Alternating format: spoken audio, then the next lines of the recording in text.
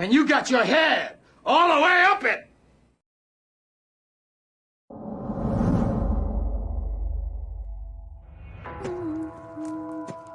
I remember childhood without any friends. Just me and my imagination. Kids could be little demons. It was hard enough dealing with the ones in my head. But you meet a real monster, that's when you grow up fast.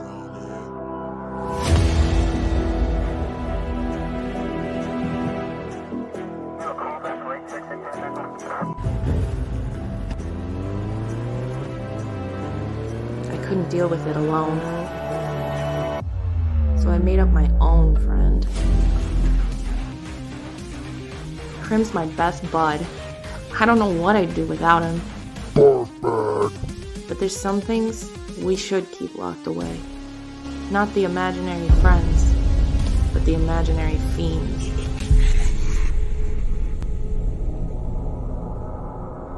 Krim, where are you?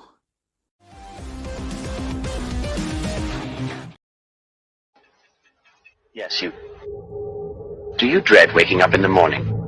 Are you feeling helpless in your society? Perhaps even a bit lost? Well, look no further. At the Capitol, we offer an escape, a new beginning, a lifetime of unending joy. We have an abundance of attractions so captivating, you'll wonder how you ever lived without them. Let's take a look, shall we? Take a ride on the Cosmic Carnival. Let go of decisions and let the carnival choose each thrill for you. Simply sit back and soak in fun. Getting hungry? Make your way to Brightside Bistro, where you can feast until your heart's content. And if that's not enough to satisfy your craving, choose from our exquisite line of automatons, a companion that never strays, never tires, and always obeys. As you traverse our radiant metropolis, bring our latest gizmo, the mood on the go. With the swipe of a thumb, alter your mood instantly and experience any emotion you wish. You can also use it to instantaneously replace your companion if things go south. How convenient. And our most popular attraction, the Dream Machine. Relive your most cherished moments in vivid, extraordinary detail. No need to cling to old photos. Live in the past forever. You might be wondering, what's the cost for such a paradise? Well, dear viewer, some prices aren't paid in gold or silver. We only ask you for one thing. Your identity. We'll need the very core of who you are. It's a small price for a lifetime of unending joy, don't you think? And no need to fear crime or violence. We'll always keep an eye on you. For your safety. Welcome back to Spot the Odd One Out. Remember, in the Capitol, wearing a smile is the norm. However, a few seem to occasionally slip up.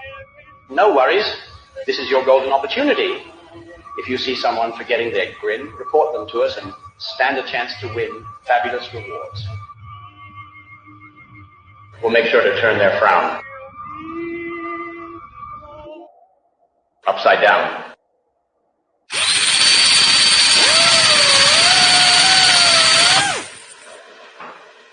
So, if you're up for it, come visit the Capitol. We're only a smile away.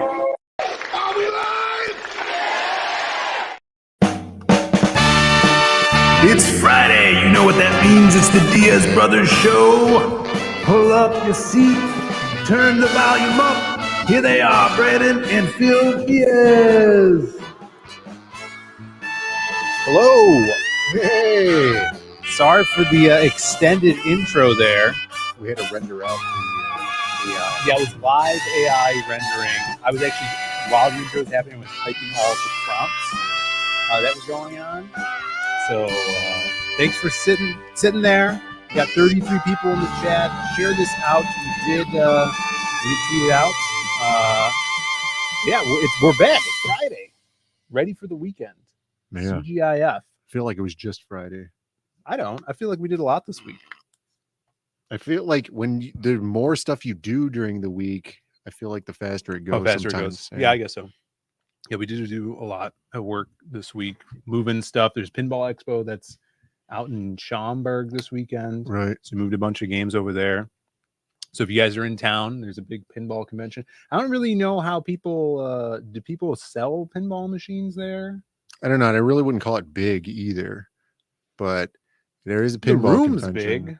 It's kind of like it's a mix. Like Stern is there and they're showing off their new stuff that they have. Is that Venom one? Yeah, the Venom. Yeah, I took last some year it video of that. was James Bond, I think, right? Yeah, and they 007 still had a pinball, bunch of James pretty Bond cool. ones there. They still had Godzilla. Oh, and then all Foo Fighters is they're also showing off Foo Fighters. Yeah, that's which I true. think is new for this year. So yeah, Yeah. it's the preeminent pinball expo. Yeah, the art on the Venom machines was underwhelming, I would say. Right. I think I had equated it to amusement park art, Yeah, yeah. kind of like bootleg, non-union art. kind of Yeah, thing. like it's very, very odd. Let's say hi to the people in the chat.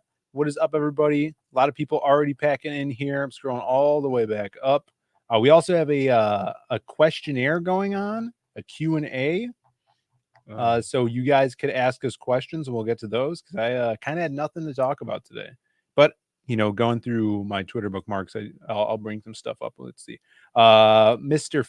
Fago Tree says, let's talk about sex, baby. Talk about you and me. Maybe after the stream there.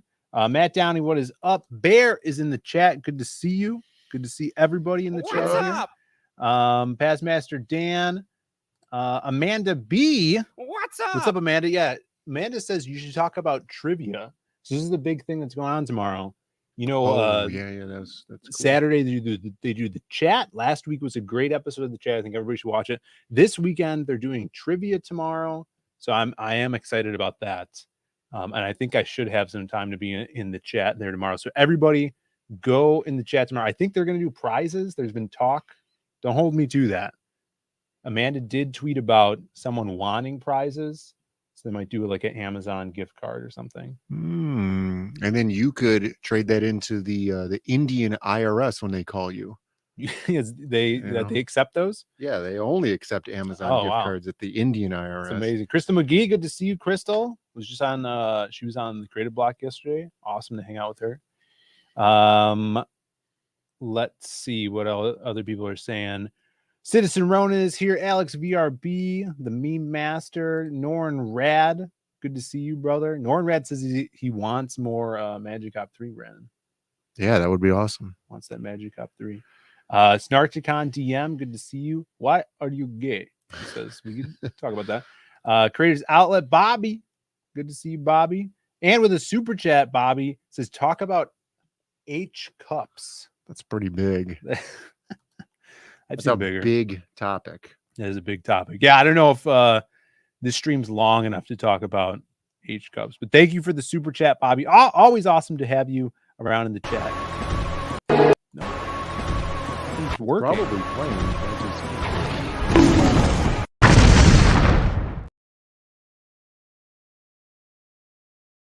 Computer. Did any?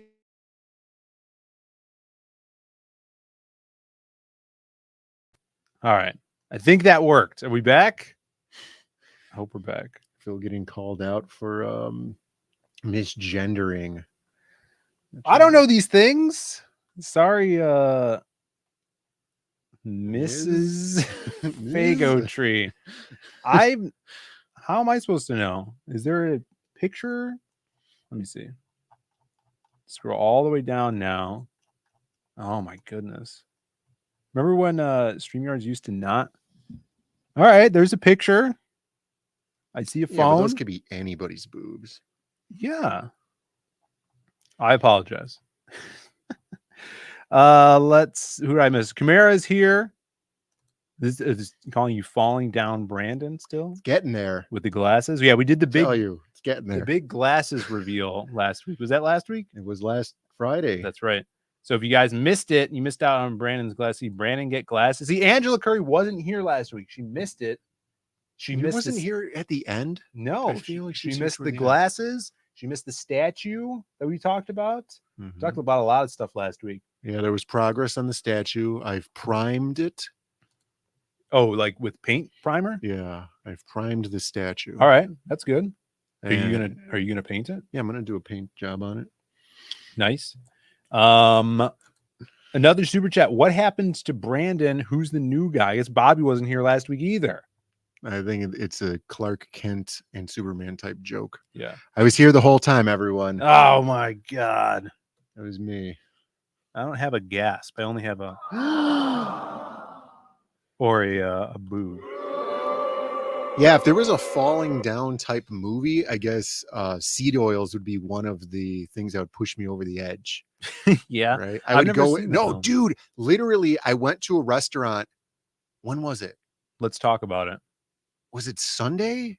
I don't know. I went to a restaurant Sunday. So the girlfriend was like, "Oh, let's go to Naperville and walk around by the river," which is really nice, even though Naperville is very commie. And so we go over there, and I'm like, "All right, at least we could go to this restaurant that they have there called Empire Burger, and the burgers they're whatever, they're mediocre, they're kind of like Red Robin, like whatever burgers." Ooh, Red Robin's yum. Yeah, Endless fries. So Endless they seed oil. also, if you go to Red Robin, though, you can get bottomless broccoli instead of fries. Oh, really? Yeah. But anyway, so we're like, "Yeah, go to Empire Burger." So we go there, and when we go there, they're known for using beef tallow in their fryers. All right. That's And why you went? That's why we Usually? went there. Yeah, because I'm like, "Oh, we'll just go get this. It's right here."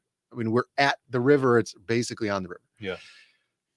So every time I go there, I'll look and see that thing because it was like asterisks, and then whatever fried food was there would have the 2 asterisks, and then you go down to the bottom and say, "We use beef tallow." And then in it our would be like fryers." a waft of satisfaction Right. waving over your body when you read Yes, that. these guys know. Mhm. You what said this every is time about. you look down and Dude, picture? every time I go to the restaurant, I would look at this menu and go, "Yes," right? That meme. Yeah. So go there on Sunday, let's say, Mhm. and flipping through the menu, look at this thing. Yeah. And it says, "We use vegetable oil in our fryers." What? And I was like, They What? reprinted. They reprinted. they The menu? reprinted the menus. How? Yeah. When's the last time you were there before that? I don't know, maybe a couple months or something. Mhm. And every time I would look at the menu Right. just to make sure. But this time, instead of it like a wafting satisfaction, Yeah. it was like an annoying banana peel flopping you in the face, like when you're eating a banana. Yeah, it was just literally flops exactly like that. in your face. Yeah, it was like flat, Right. and it oozing and whatever. So, so I see this, and I was disgusted. Let me tell you.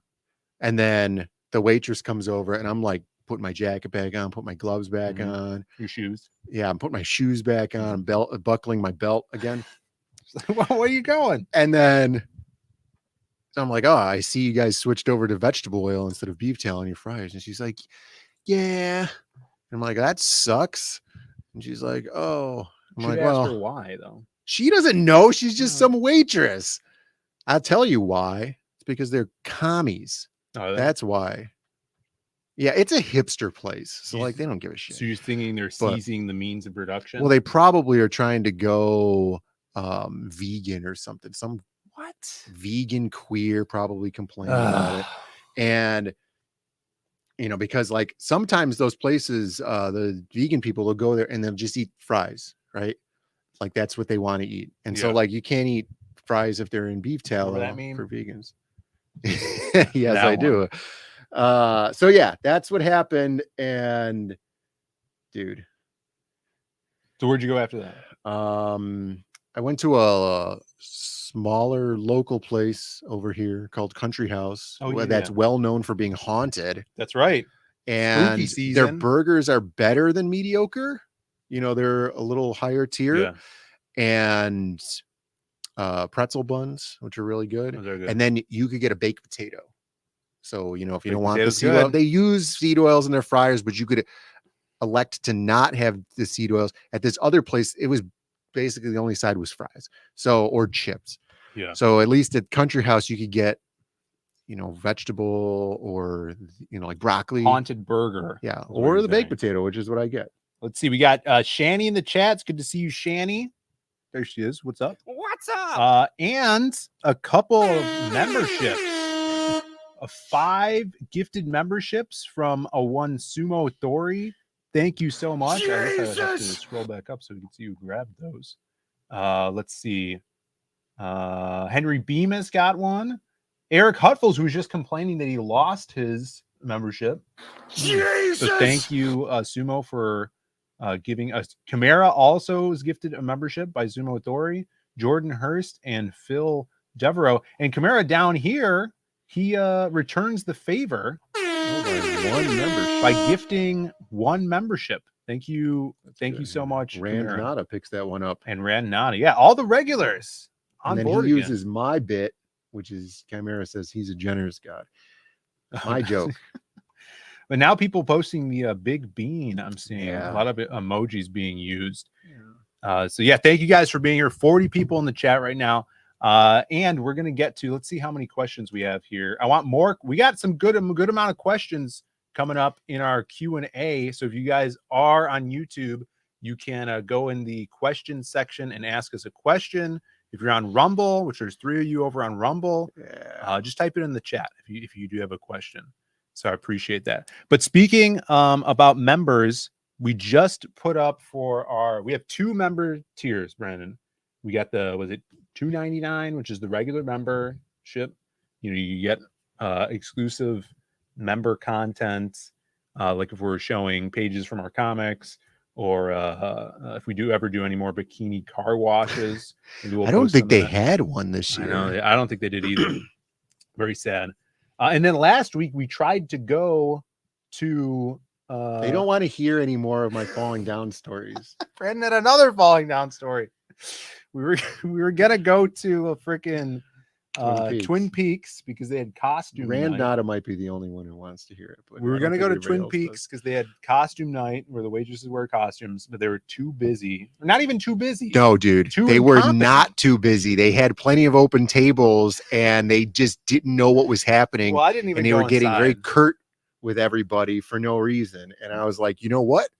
We're gonna go over to Denny's, and the waitress was super nice. She was nice, yeah. And I guarantee you she had a better butt than any of those waitresses over at Twin Peaks. I didn't see. I didn't even go inside Twin Peaks. So, but we did go to It was the Denny's. standard fare.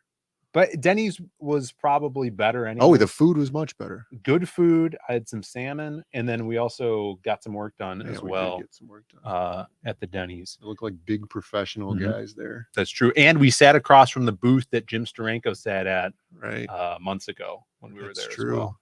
That's true. So that was pretty tight. That's very nostalgic. We got Jules in the chat. It's good to see you, Jules. What's Thanks for up? being here. Maromi, my boy. What's up? It says, I think YouTube doesn't gift me because I defeated the anti-ad block. That's interesting. Yeah. So our channel, Zayd Comics, can't get YouTube gifts because we're like a professional channel or like a business channel or something. I don't know. Oh, I see. Yes. So we never get gifted them. Right. Which is That We don't need YouTube them. ad block thing is a funny situation because like there's a lot of back and forth about that, and then like the fat guy with the sword, and he's like, you stay away from that multi-trillion-dollar corporation Right. stealing their ad revenue, right? Mhm. And so like there's that ad block fighting, and I've been seeing people like promoting some other ad blocker type thing. I'm just using Brave browser, and I've had 0 hiccups whatsoever. The only hiccup I had previously was I was running a Windows 7 on my office computer, and they were not supporting Brave browser anymore, updating their kind of ad blocker thing. But once I upgraded my computer to Windows 11, absolutely nothing. Especially like even now when like the big war is going on about those back and forth with the ad block, no problem. Dude, my Alex BRB, I was using Windows 7. My work computer, it was from 2012, and it was like space age NASA supercomputer where only the 7 richest kings of Europe could own it.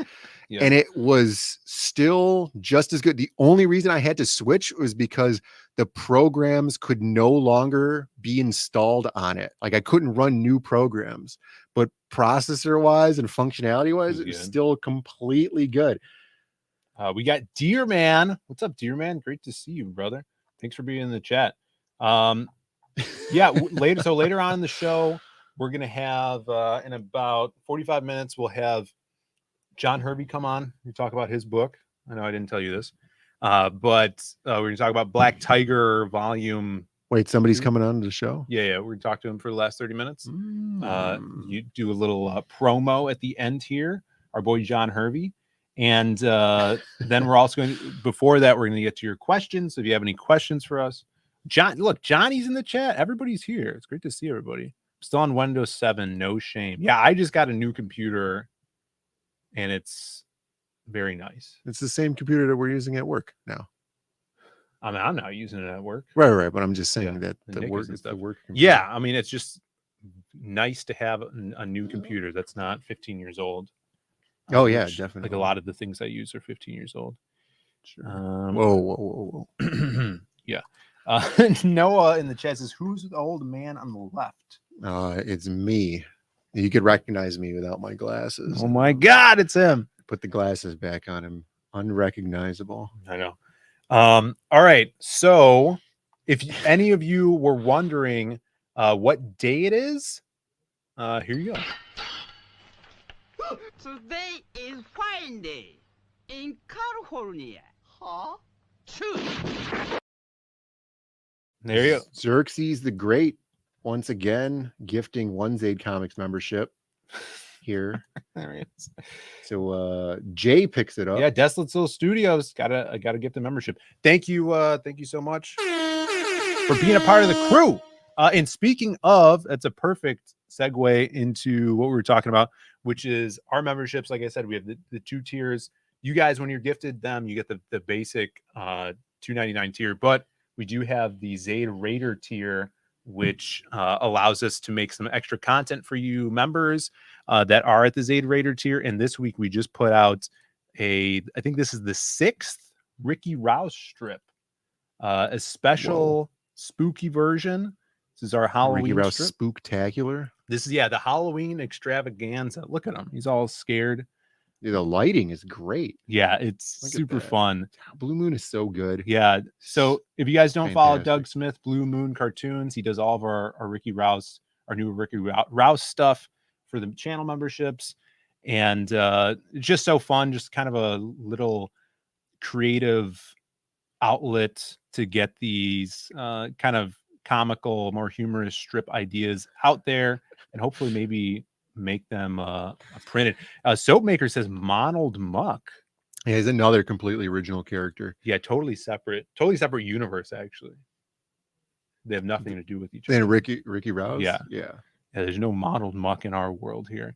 But if you guys dig this, then check out the memberships. We just put this up this week, and when we do post them, we put we have like a Google Drive where you could read the past strips. We have Masquerade is on there as well, and Coconuts, which is, I need to letter one of them. I'm slacking on that to get that up.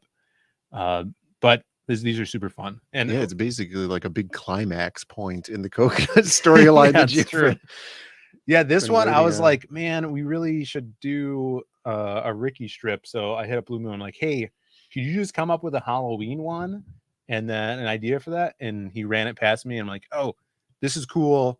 Just change the ending to make it. And I gave him an idea for the ending to make it more like comic strippy structure, where, because like you talk about comic strips for a second, depending on how many panels there are, usually the last or second to last panel is that like subversion panel, and that's what gives it the kick. Right. So he had a cool idea, and I'm like, oh, let's take that and subvert it so it's more like an actual strip, and it worked really well. I think like the simplest example of that is Spy versus Spy, where it was just like and then they just turn it like this, and then you go, oh yeah, of course. Yeah, Spy versus Spy is awesome. One of our favorites. Abra's in the chat. What's up, Abra? Good to see you in the chat. What's up? Great to have you here. Sherry Bobbins. Soapmaker says Sherry Bobbins. Yeah, isn't it? coincidental. I mean, it's merely coincidental now that Sherry Bobbins is in the Disney universe along with Mary Poppins. Oh my god. Yeah, I didn't think about that. Right? Now Disney owns everything. Yeah. That's kind of sad. They can do the crossover. I think there was a more recent episode of The Simpsons that had Sherry Bobbins return, if I remember correctly. I don't remember the episode though. I feel like they'd run out of ideas. I like the Sherry Bobbins character is hilarious. So I enjoy that episode a lot. How Comic says Ricky Rouse is the OG barrel. He has the barrel. Oh yeah, definitely. Ricky Rouse has been a character that's he's been with us for a long time. I don't know, maybe longer than Magic Cop. Yeah, I think so. Yeah, because the idea where he came from predates the Magic Cop video game idea. Yeah, Ricky Rouse is also from a video game idea that we wanted to work on here as a fighting game. So he was going to be in that as well. So character I designed a long time ago. Super fun. Yeah, Moromi. Yeah, I thought she died too. I didn't want Sherry Bobbins to die because she's a great character, but they brought her back. It's better that they brought her back. Jay on Twitter says these should be collected in a newspaper format and made into funny pages. I think that would be super fun. Yeah, that would be awesome. It would be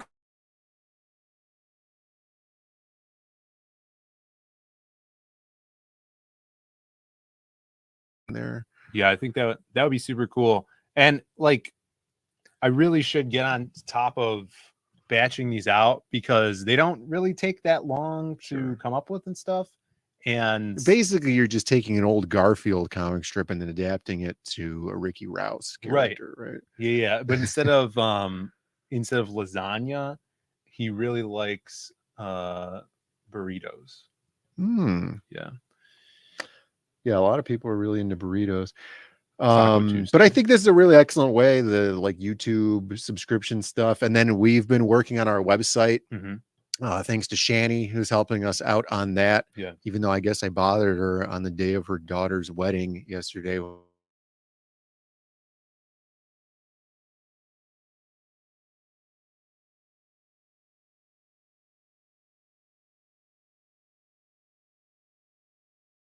So she helped us out on the website as well and get these things up, get out to people. Yeah, that would be super cool. Like, I think it would be better than the YouTube thing because the YouTube is very, very limited to what we can kind of put out for people. How are you giving them out? Like a link? Or are you just putting it in the square box on the YouTube? So yeah, so if you go to the YouTube page in the memberships tab, there is a spot for images, but yeah, so it has to be a square box. Right. So you have to, like, if you're on your phone, you can zoom in with your hand or whatever. So if people aren't able to do that, I do supply the link with kind of the bigger file, the bigger JPEG, and you can read them all sequentially if you wanted to do that. So that'd be super fun. But yeah, I think upgrading next year, was it last year or 2 years ago when we got monetized?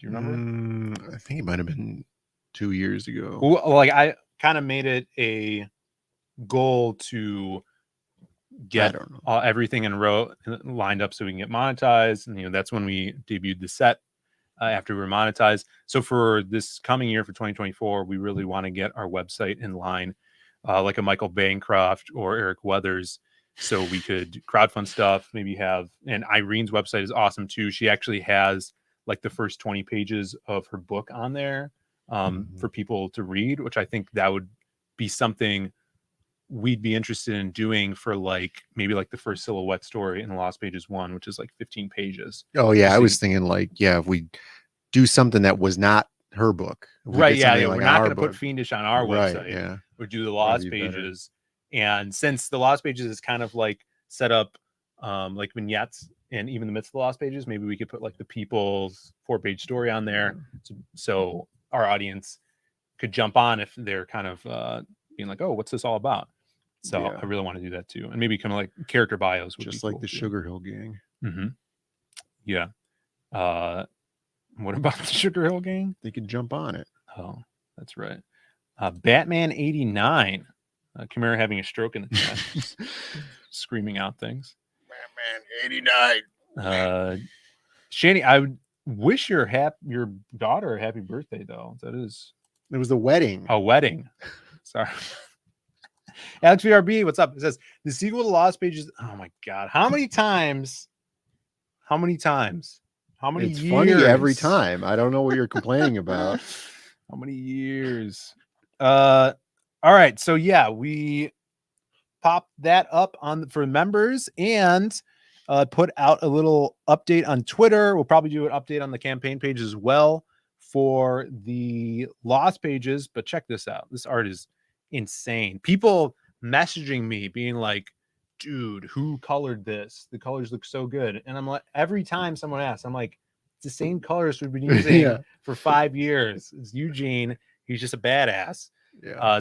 And it's so cool to see. It's like, yeah, Eugene colored Magic Cop 1 and 2, and he's doing this stuff now. And like, he just elevates everything that he works on. I think he can lean his coloring style into almost any aesthetic that he needs to. Like, he colored Joe Ball, right? Yeah. Mm-hmm. Yeah. That's crazy. It's like coloring a fingerprint and making it look interesting. Exactly. So shout out to Eugene and Ricardo working his ass off on this book. We have 18 pages left, and we're getting pages in every week, which is so cool. I'm super excited at the point we're at in the story just to see these ideas come to life, because a lot of it is taking place in like the imaginary world. And we're getting into the climax of the story where there's fights on both fronts, you know, in the imagination world, in reality, Jazz and Krim fighting alongside each other like that. So super excited to get these done, lettered up and out to you guys. And Ricardo is shooting for end of November to be wrapped on art, so fingers crossed. But once we are wrapped and you know, lettering is going to go by really quick, I'm staying on top of that, and we're going to get this out to you as soon as possible. This, if you guys can't tell, is an homage page to one of my favorite covers, and it is credited in the book.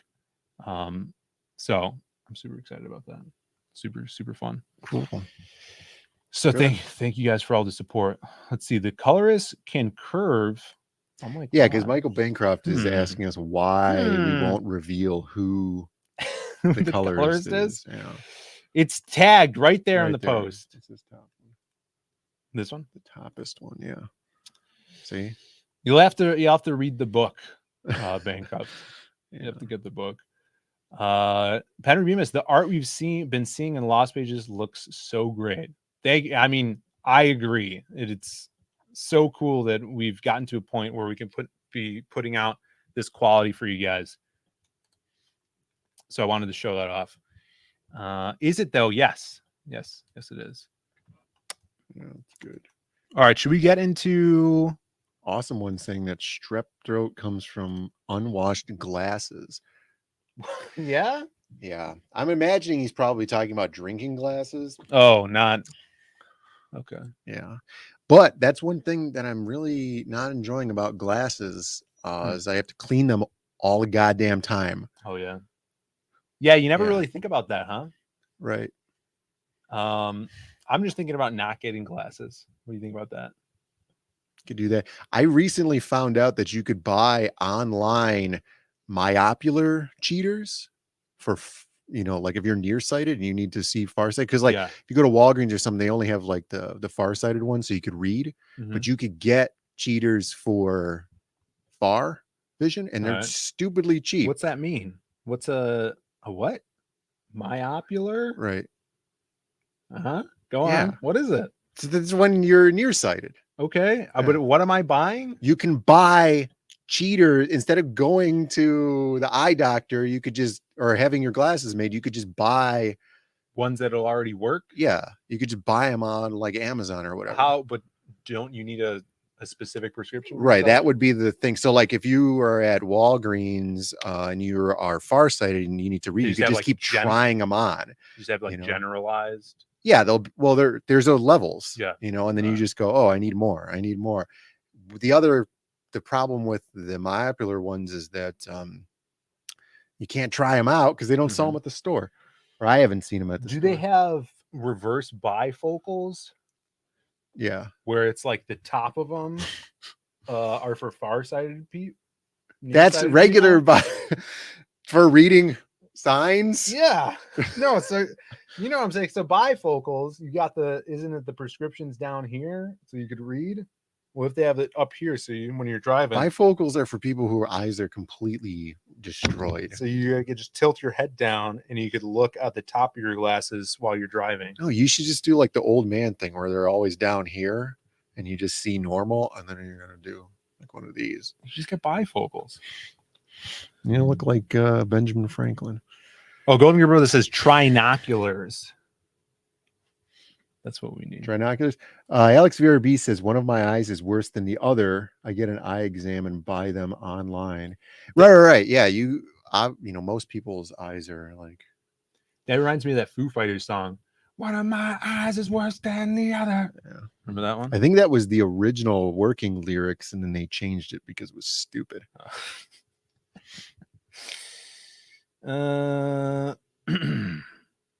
Get contacts. I don't know. There's no way I could stand contacts being in my eyes. I don't know. I've done it with colored contacts but it's not a fun time. Old Two Eyes Maromi over here saying still no glasses for him. Maromi. Yeah, I mean, I'll probably need them eventually. All right, let's get to these questions. Hopefully we have a lot of questions. We got about 20 minutes to answer these questions. If you guys are wondering things about us or what we should talk about, there's a question and answer thing. I don't really know how it works, but I think you just click on it. You could type in. You could type. Well, we can't bring the questions up, so we'll have to read them. And if there any of them are saucy, we could skip them and no one will know except for the people that. Yeah. Except maybe they could look at the questions. All right. Alex VRB says chicken or beef chimichangas. Chicken or beef chimichanga? Have you had a chimichanga? I don't think so. It seems like something I wouldn't want to eat. They're good, but we definitely wouldn't want to eat them because they're deep fried and almost always in vegetable oil. Yeah. Right. But if I could get a chimichanga deep fried in beef tallow, yeah, that would be amazing. Lard. It's just a burrito. Lard is a really Mexican thing to use. Yeah, you think so? You remember that argument yesterday I'd we say got into about Mexican beef. food at the gym with those girls at the gym? Right. Well, what was the argument? They were like, you should go try this taco truck. And I'm like, no, it's not going to be good. And they're like, it's so good. I'm going after. Right. You're going to like it. Yeah. I'm not going to like it though. Yeah. I'm going to this taco truck. I was like, later.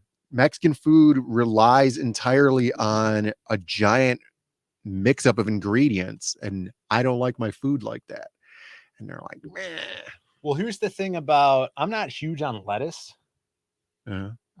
Especially like if it's lettuce in something hot, because then lettuce gets soggy, right, or it's cold. And then it's just green water. It's just green water. It's literally just green water. And so I would have the chimichanga sans lettuce. But yeah, beef or steak. Would they put lettuce in a chimichanga and then deep fry it? Yeah, because it's just a burrito that they make and then they deep fry the burrito. People are appalled that you've never had a chimichanga. Baked Mexicans, they're saying. Let's see. Eric Hudful says Zayd Comics bankrupt, says he backed. Let me scroll up and see this. Back to what? I made them wait long enough. The Lost Pages. Oh. He was supposed to meet up or co-back with Rob Arnold. Fine, I just backed. Backer 644 catch up tome tier and the Dan Doll cover colored by some mystery. It's just industrial espionage. That's all it is, because he's getting the book now to find out who the colorist is. Yeah, he doesn't even want to read it. He doesn't even want the book. He just wants to know who the colorist is. Thank you, Michael Bancroft. That's amazing. Really appreciate it. Wow, it's been a long time coming. And I think that's 2 backers this week. So that's a record for this week. I appreciate it. Thank you so much. He got that tome too. Of backers. Thanks for letting me know about that, Eric. Okay, next question here. We're doing questions and answers. Michael Dietsche says, I saw where you were involved in some fulfillment for another creator. Is that something you want to expand on in the future, or is that a one-off thing? What do you think, Brandon? He's talking about Cash Grab, of course. Oh, He famously brought you all Cash Grab. Well, another creator. Yeah, of one that shall not be named. Yeah, I don't want to name him. Yeah. It's entirely doable. I think that a lot of people, I mean, not I think that there has been a number of newer creators coming in that just want to kind of make a book, and they don't really want to run like the manufacturing and fulfillment side of it, you know, because they're so new. It is a lot, and they're so new to it. However, this is the part that I think is that fulfillment costs by outsourcing to another company such as Zaid Comics is prohibitively expensive for somebody who's earning under $50,000 in a campaign. You have to do it yourself, because you're going to lose money paying us to fulfill your campaign. It's just the truth. And there's no way around it. And especially with shipping costs being even more expensive now. So yeah, I would love to do it. It bolsters Zaid Comics. It definitely helps. And we have a really good way of efficiently doing it. And, you know, like I said, it does help out all the other projects. Like, for sure, we can fund, you know, Lost Pages now much more easily, and future projects that side projects and stuff are not even crowdfunded and stuff. So yeah, that's something that we would love doing. But just understand that there is an expense to it. And I would say probably just as a baseline, if you're not making $50,000 in your campaign, it's going to be, you're going to lose money. Henry Reba says the Diaz Bros also fulfilled Kelsey's sweet shank print. That's right. That's true. That was super cool. Yes, that is true. Bancroft says shipping wasn't too bad for Lost Pages 3. Impressed. Yeah, we always try to keep that stuff, especially international. Yeah, well, international stuff now, we're just dumping them into the ocean. So we're saving money on that. You know, it gets to you. Michael Beacon in the chat says filling your own campaign puts hair on your balls. It's very true. Plus, you could appreciate the realities of shipping, because there's a lot of nuance to it, and a lot of people don't understand that. Camara says, why are you gay? I don't know how to answer that one. It's all about perspective, you know. Gordon Goodbrother, Brandon, are you gonna sell that green mummy girl drawing? Do you want it? Do you want the original or the prints? Because prints, yeah, I should put them up on the website. If you want the original, just message me. Yeah, hit him up in the DMs. It's always available to sell. Yeah, because my stuff is meant to go to people. It's just that I haven't put anything up on the website in a long time. I like how he said green mummy girl instead of just mummy girl, because mummies don't have green skin, so he has to specify the one that has green skin. Yeah. All right. All right. Let's see your Zahi Hawass tattoo over here. Next one, Razmain. What's up, Razmain? Question: what media should I use to finish the Jazz Stone sketch card? Awesome. I remember that sketch card. Great sketch card. That I posted on Twitter. Ink markers or pencil shading. No one's helping me. What do you think, Brandon? Well, if you're doing pencil shading, is it going to be in color? I think he's just doing not color. So it's just pencil. Like pencils. But then what if he's doing ink and marker? Is it in color? I don't know. I feel like color stuff looks better. If you do Copic stuff, that would be awesome. Yeah, that's, you know, are you using like colored markers or pencil stuff? Because it's penciled right now. It's just straight line art penciled. But yeah, I mean, I think it would also always pop if you use ink. But if you're able to add some color, that would be super cool too. Would love to see that. I hope that helps. Awesome one. Will Brandon give his car away to a hottie? I give it away to a hottie? No. All right. I don't simp for these girls. Yeah, no simpy. Okay. Yeah, they're not getting no simpy from me. Yeah, that's right. Nefarious in the chat. What's up, Neff? Says pineapple on pizza. I think I've had pineapple on pizza before, but pizza for me is I mean, if you want to do it, I don't care. That's fine. People put all kinds of gross stuff on their food that I don't want to eat. But I don't get pizza that often, right? So when I get pizza, I want it to be this very specific, delicious pizza that I want, so it's the same every time. Right. Because it's I'm a big pineapple fan. I like pineapple on pizza. I'm not a big ham fan, so I'm not into the ham. Pizza. Yeah, I'm not into the ham. I'll do pineapple pepperoni, which is good. Do you do the chicken sandwich with the pineapple slice on it? I feel like that'd be so weird. It's called a California, but it also has avocado on it. Yeah, but California just biting into meat and then like this weird, crisp, super juicy thing. It's good when they do the teriyaki so sauce, weird. And then it's like a Hawaiian teriyaki thing. Was it? I don't know. But they do teriyaki sauce with a slice of pineapple, grilled chicken sandwich. Very good. Very good stuff. All right, next question. Brandon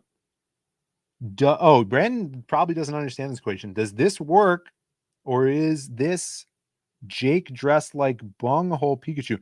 Yeah, so Jake, Hyper Wizard, wore a costume yesterday. Yeah. And it was supposed to be Jake, that yellow dog from Adventure Time. Okay. You know what I'm talking about? Yeah. But it was missing an eyeball, and then his mouth was, he made it himself. His mouth was open, and it was Jake's face. And the narwhal was saying it was Pikachu's butthole. Oh. He had to be there. Yeah. Awesome one says, is Camel gay? Yeah, I mean, yeah, he's as gay as the rest of us, I'd say.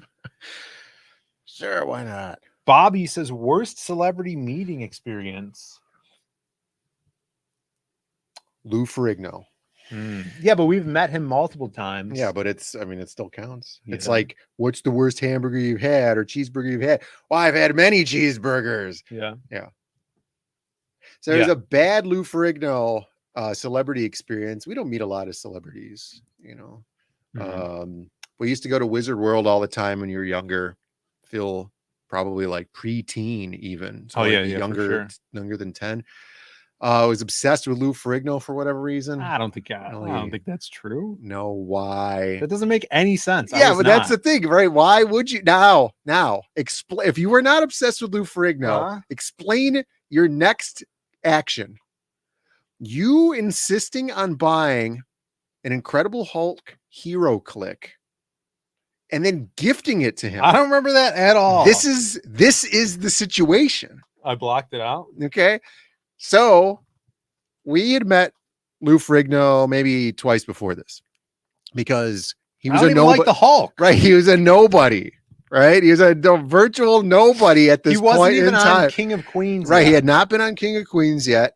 He had not been the security guard in the Incredible Hulk movie. This is before all of that. So I don't know, for whatever reason, my dad had this joke about him knowing this guy that he worked with or something like that. So he went and he got an autographed picture of Lou Ferrigno named to this guy that he worked with. And then so nobody was at his booth. So he stood there talking to him and he seemed like a nice guy and stuff. So the second year we go back to him and talk to him again. Seemed fine. He's very cordial and everything. Got up, take pictures of us. Third year or sometime after that, third or fourth time or whatever. Hero clicks are out. They're big. We collect hero clicks. Phil wants to buy this hero click of the Incredible Hulk and gift it to him. At this point, he was in something and he was popular again. So he had a handler now. Well, it was probably that first Hulk movie. Yeah, it's probably somewhere around that. So he has a handler now. And there's a long line because now people know who he is. So we wait in line, we get up there, and then obviously he doesn't remember us because we're just two kids, and our dad, and so we're just random people. Get up there, and it's like, hey man, it's great to see you again. Blah, blah, blah. And then Phil's like, oh, I got this gift, and it was this little hero click thing, and he was very dismissive and what's this? Like, you know, and he's deaf and whatever. So he could barely talk. Yeah. And then, so he's just very, very dismissive of it. And like now was doing the lean over the table to take pictures of the people.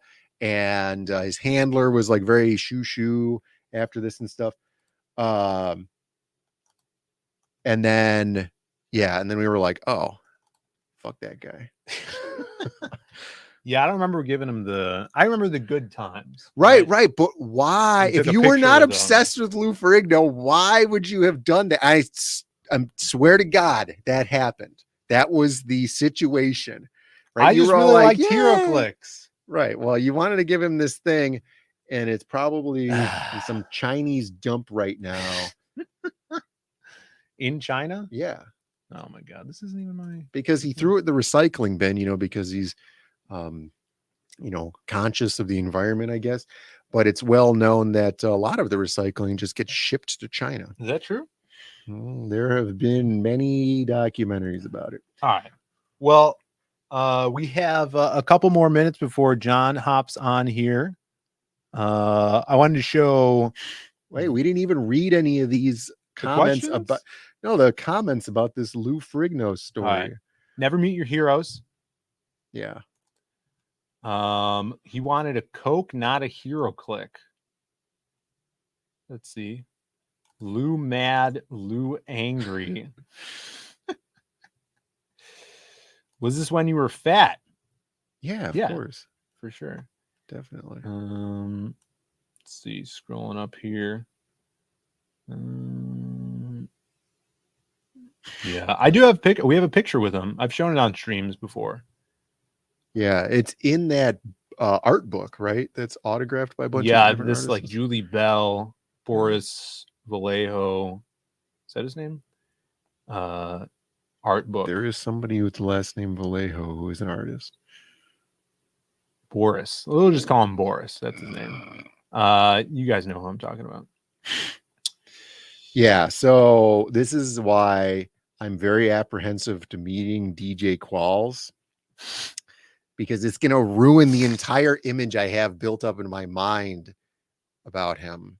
And if he and his handler are dismissive, if I get him this DJ Qualls figure. Yeah, the new guy action figure. Right, the new guy action figure. He probably has it already. Yeah. So that, I guess that, let's see if we have any more questions before John hops on here. No, that's the end of the Q&A, everybody. Yeah, that's a good question. Yeah, thank you. Worst celebrity experience. I can't. We saw Vern Troyer once at the a auto show. Did we? Yeah, he was like on he was signing stuff. We didn't go talk to him. Yeah. But yeah, a lot of them we were just like, we'll just walk past and bask Right. in the celebrity glow. Yeah, I mean, just being like, oh yeah, I saw that guy one time, because like I don't want to talk to him. They don't care who I am, right? I'm just some random guy. Dale A is going to be really dismissive. Well, you know what? I'm going to be even more dismissive. Yeah, don't ruin this for us, Dale A. All right, the man is here, ladies and gentlemen. Let's see if we could. Let's see if this works, huh? We'll bring him in. We'll try for the drum roll. No. The creator of books like Magna and Black Tiger, the Posse. Let's see if this works here. Screen down. Big hit at anime cons. Black Tiger. Big hit at anime cons. Where is this? Screen down. Hey, there it is. All right, let's put it over here. Can you guys see this? Look at the gantry that was set up to move the TV over. Yeah, we have, this is live, people. What are you going to do? Just square this thing up on this angled screen here? Hey! Look at that. That's amazing. Yeah, I'll go to it. I'll go more of an angle. So this. Yes. Yes. I need to fix this. How's it look? Man, it looks. It looks. It looks. Thank you for being here, John. It's something. Mr. John Hervey of Beyond Time Comics. Yes. Our boy. Known you for a while, brother. Yeah, and my you dudes. are back with another installment of Black Tiger. If people could drop his link in the chat. I see you got I just checked out your website today as well, which is Yes, awesome. sir. Which we'll pull it up and show that off. I have to say right now, though, I'm kind of sad with the Lou Ferrigno story. I like the Hulk music is like the sad piano Hulk music is playing in the back of my mind.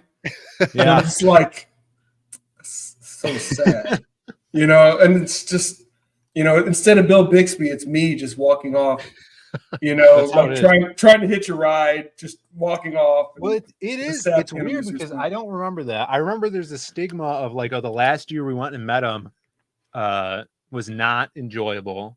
And I've heard about, I don't remember the Hero Click thing. Yeah. But I remember the previous stuff, signing. Yeah, you blocked it out. Hulk art and stuff. Yeah, like I do all those years of therapy and talking it over and stuff. Right. Really helped. See, I don't even remember that. Right. Yeah. That therapy really worked then. If you don't even remember the therapy. The therapy worked. Maybe it was shock therapy.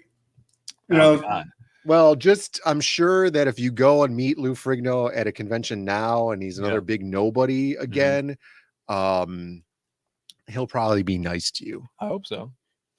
Yeah, I would hope so.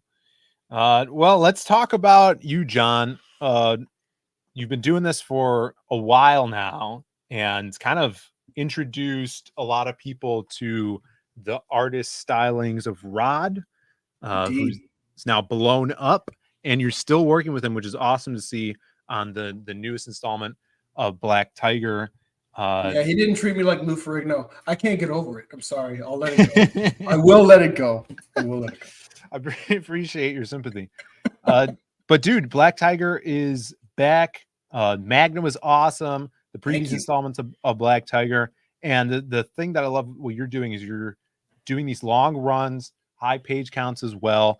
And you're kind of keeping that kung fu fighting format and kind of genre alive too with this series.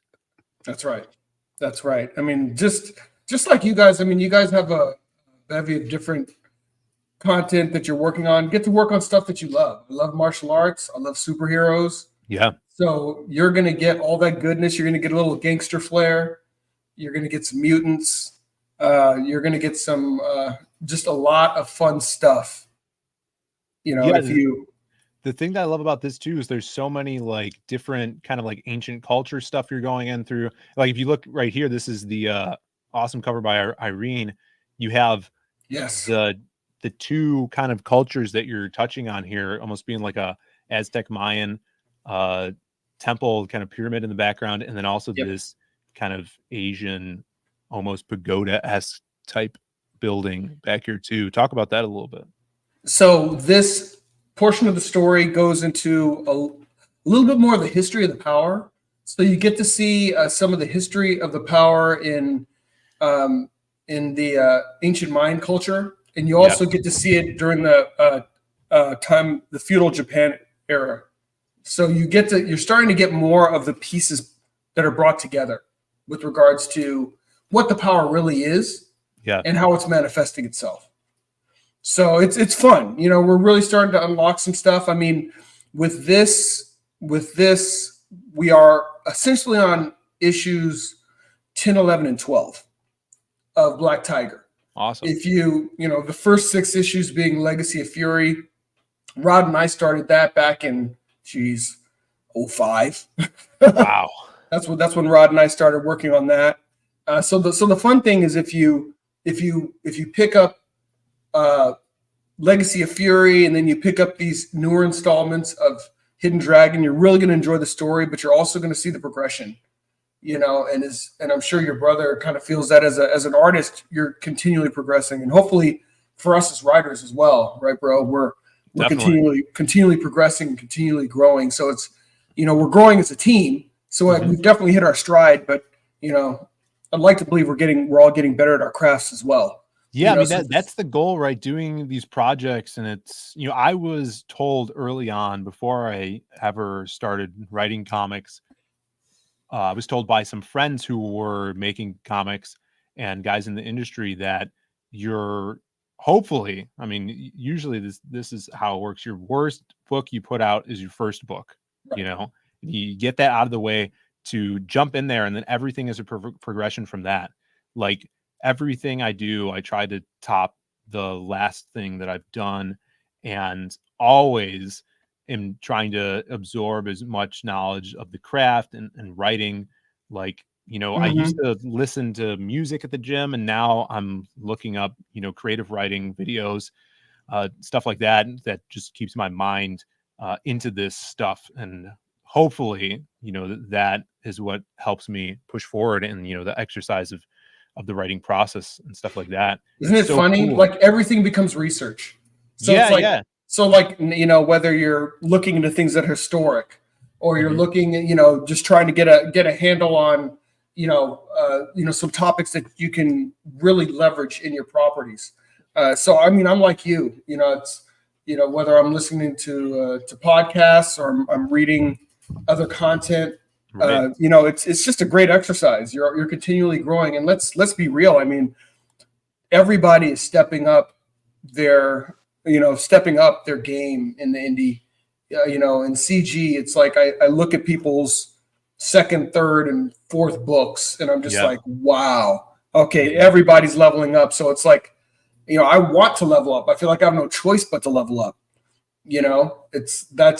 And it's a good thing. All the tide is rising all ships, and we're learning not just on the production side. We're learning on so many different facets of the business.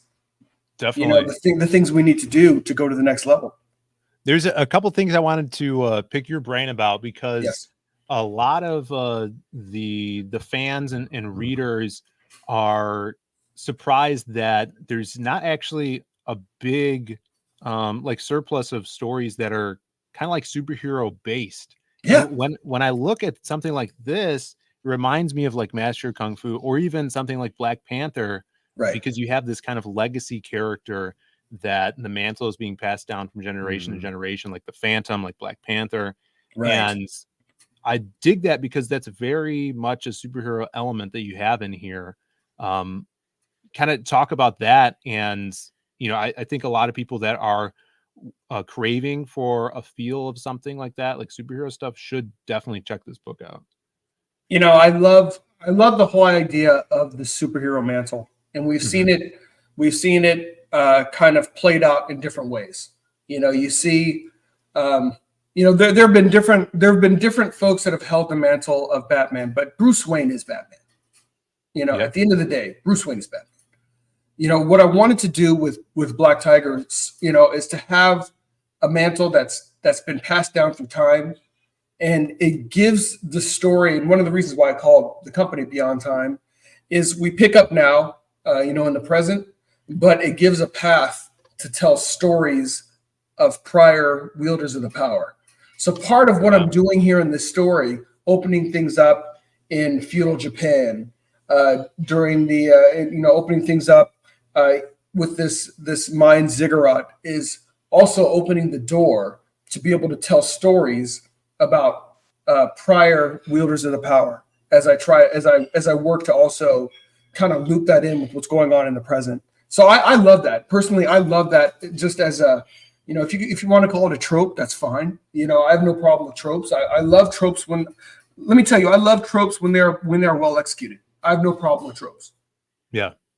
It's just about being creative. It's about, executing things in a way that's fun and that's fresh, and giving people a fun adventure. Yeah, no, I totally agree. Like, if you could latch on to something that is a trope, and I mean, the reason they become tropes is because they're almost like these iconic scenarios that are so prominent and, resonate in the human mind through storytelling. They're tropes for a reason. I think you could wear them out for sure, but coming up with creative ideas to put a spin on them or make them your own, kind of unique, is our job for sure. Henry Bemis in the chat says, I feel like this could be a Marvel book from the 70s. Yeah. Well, I appreciate that, Henry. I mean, the first comics I read were books from the 70s. So I think that's where I got my big love. That's where I really fell in love with comics. My medium of choice. Even now, I read a lot of content, but I still I still go back and I have, reprints because a lot of my original stuff is turning into parchment. So I go back and I still have reprints of books from the 70s and 80s that I go back to read and enjoy. And it's just a great reminder. I mean, it's, I think we're in a very unique place because we have the benefit of seeing what's been done in the past and how comics were made accessible to folks in the past. But we also have, I think, the benefit of seeing where companies have failed and even in the process of failing, so I feel like, we have a leg up as we kind of create our content as to, hey, what are the things that we need to do? It's like, how do you create a world that's not just compelling, but, one that, is drawing in new fans, but also makes a gateway for others to get involved. And you're doing it in a way that, hopefully isn't, beating folks over the head. I mean, we see that doesn't work. People want to be entertained. Everybody has we've all got this thing called life going on. No one needs to see, somebody else's whatever, get bogged down by this nonsense in books. That's not what anybody, is even in there for. To me, all of us in this whole movement, to me, it sounds silly and stupid, but it's about comics. I mean, that's the great unifier, right? We're all in this because we love comics. Yeah. We love reading great comics, and some of us also love to make great comics, but that's what this whole ecosystem is about. Definitely. Yeah. There's been a lot of talk about conventions lately. And I know specifically you attended Matsuri last year with Phoenix Animations, and we're selling some of your books. Wanted to pick your brain about kind of like that experience, if you've done conventions before in the past, and kind of the difference, if there was any, between kind of the comic buying crowd at a specifically anime convention like Matsuri compared to a comic convention, because Brandon and I have spoken about this a little bit on the past.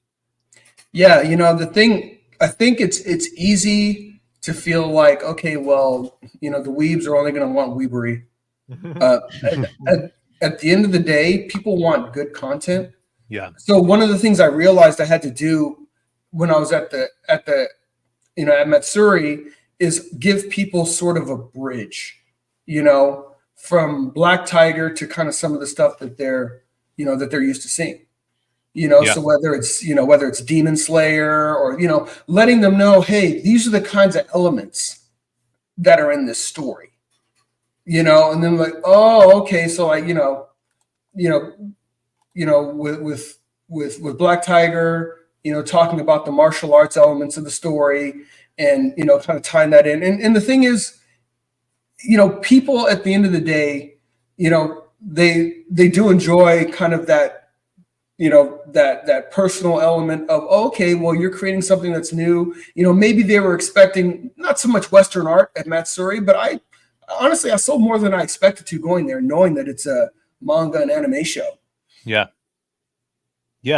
That's what we heard as well, which was super interesting, because that year we also Brandon and I did Chicago Fan Expo with Phoenix, and that's a supposedly American comic convention, but it was now overrun with manga and anime influence, right? And it not being an exclusive anime convention, it just feels weird, right? And so your takeaway from Matsuri was really interesting to us, especially since there was not as, like, we were still with Phoenix, so the variable was the same. It was just the different convention venue and stuff. We even had Sontag was there with us too, and like we all basically didn't sell anything, but Phoenix was killing because he's selling all those awesome anime metal prints and stuff like that. So super interesting to see.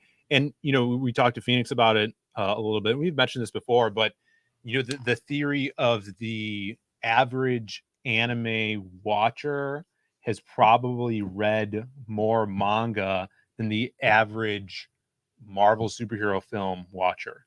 Oh, absolutely. Yeah. Oh, absolutely. I mean, there's such a direct link between manga and anime, and the folks that are consuming one, they're consuming both. The challenge is that these movies, they have no connectivity to the root. Yeah. And I should originally they kind of started with some connectivity, but they weren't really smart about the way they marketed it, and they never got people into shops. And now there's no connectivity. I mean, I heard with the Secret Invasion show, I think the edict was do not read any of the original content.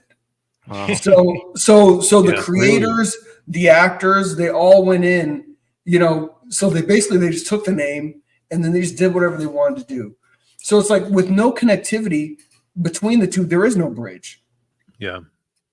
And to me, it's so silly. It's just, I'm like, man, for a capitalist business, they sure don't know how to do business. Yeah. It's crazy because you have all these anime watchers, and of course they're reading the mangas because they funnel each other back and forth, which is partly why the industry's such a monster. They come up with a hit, and then after the first or second volume is a success, they go to team with the animation companies, and the studios make the anime, and they just go back and forth. So your manga reader, your anime watcher is going to be used to reading stuff in print. And it's we've been wanting to kind of test the waters at maybe some conventions that way, because seemingly they might be more willing to take a chance on something new, like the comics we're putting out, which is really interesting. I think that and it's just interesting. Like another example, so Phoenix got me like starting to watch One Piece, but it's really daunting because there's so much of it. Right. So I started watching it, and I just felt like, man, I'm so far behind. So then the show came out on Netflix, and I watched the first episode, and I was like, they even kept the show close to the manga and close to the anime. It actually rekindled my desire to want to go back and actually watch the anime and read some more of the manga. I mean, it's like, that's how it should be. If you've got any common sense whatsoever. Oh, I totally agree. That's super cool. Yeah, I've talked to Phoenix. He just got a tattoo of that Zorro guy on his forearm from One Piece. So he's full in. He loves that stuff. We have Eddie Winkler in the chat. Oh, my man, Eddie, what's going on? Says, "What's up, John? Been a while. Just backed. Deuces." Appreciate you, my brother. Appreciate you. Shouts to Eddie. Thank you so much for supporting John here. And guys, if you are in the chat, people are linking John's link to his book in the chat. I'm going to pin it to the top here. There it is. Pinned to the top of the chat. Thank you so much, Eddie. So I have a question for you guys too, because I mean, you guys have been doing a great job as getting your content out there. I can't wait for Lost Pages 3. Thank you. I know we're all just kind of continuing to figure out this game. I mean, what's the next step to increasing the eyeballs? I mean, I feel like we're still on the precipice of something, but we still haven't quite cracked the code. Yeah, I agree, and we've talked about this. I've talked about this with other people too. There's, I still think, and I feel like a lot of creators view this as like an unattainable dream or something that we don't need to look into conquering. But I still think it would be awesome to get into comic shops, because in the American market, that's where people get their comics, right? Yep. And be on the shelves with our competitors. And I think that's just an outlet not a lot of people are tapping into in the crowdfunding sphere, especially on our level. You see guys like the 656 guys who are doing it with Cryptidnals, and they're selling in shops, which is awesome. And that's just another form of revenue to add to your pile and to production as well. If you have to do it through a distributor, I think what Massive Publishing, what Adam Lawson is doing, and I mean the Murphy method, Sean Gordon Murphy's method, I think that is a genius way of doing it. What Adam's been doing for a while with Exiled, where you crowdfund your story, that pays for the production and printing for your backers that get it at a premium installment, this collected edition. And then if you're able to distribute it through Penguin or Diamond split up, then that's icing on the cake, and you're getting so many more eyes through the shops, right? And those types of fans are different than what we have here. Like it or not, a lot of books in CG sell because you like the creator, and when you're selling in the shop, you're buying the book because you like the book and you want the second one, or the art is really good, or it's a really interesting story. You don't know who we are at all. And that's a very, very organic way of making a good product and selling a good product, and people ending up with that good product in their hands. Yeah. Yeah. The more eyes on it, the more probability of it becoming a hit, or at least pulling people that are regular frequenters to the shops and regular readers coming over here, going, you put a link to your YouTube channel, to your website in the book, and they could, watch this show, learn who John Hervey is, follow him to another show, see Bancroft, and then everybody potentially could benefit from these new people that are just regular, shop goers. I think that would be awesome, and kind of expanding that to maybe bookstores in the future as well. Yeah, I was just at Barnes and Noble to see if Ghost House's wife's book was there, and just meandering through the aisles because I didn't know what section it was going to be in. And there was 2 aisles that were super popular. One of them being like the self-help, the white suburban woman type people just like packing that island. Yeah. And then the other one was the manga area, and it was just jammed with like young adults and like teenagers in there. Just like the classic, like them sitting on the ground, like flipping through stuff to see if they liked this or whatever. It's crazy because that's what I would imagine comic shops were in the 90s, where it's like these places are packed on a Wednesday or, whenever. And it's amazing to see that still happening with manga in physical form print in a time where, 5 years ago or 10 years ago, people in the industry would be like, oh, this physical print is going to the graveyard and everything's happening digitally now. Yeah, it's not true. Yeah, it's crazy to see that and to hear that. Yeah, the digital side of it is super interesting. I mean, you could see that even with the topic, what we talked about earlier, which was, YouTube getting mad at people for using ad block. Everybody wants everything for free when it's super accessible. There's no investment into it, so it's kind of a fleeting thing.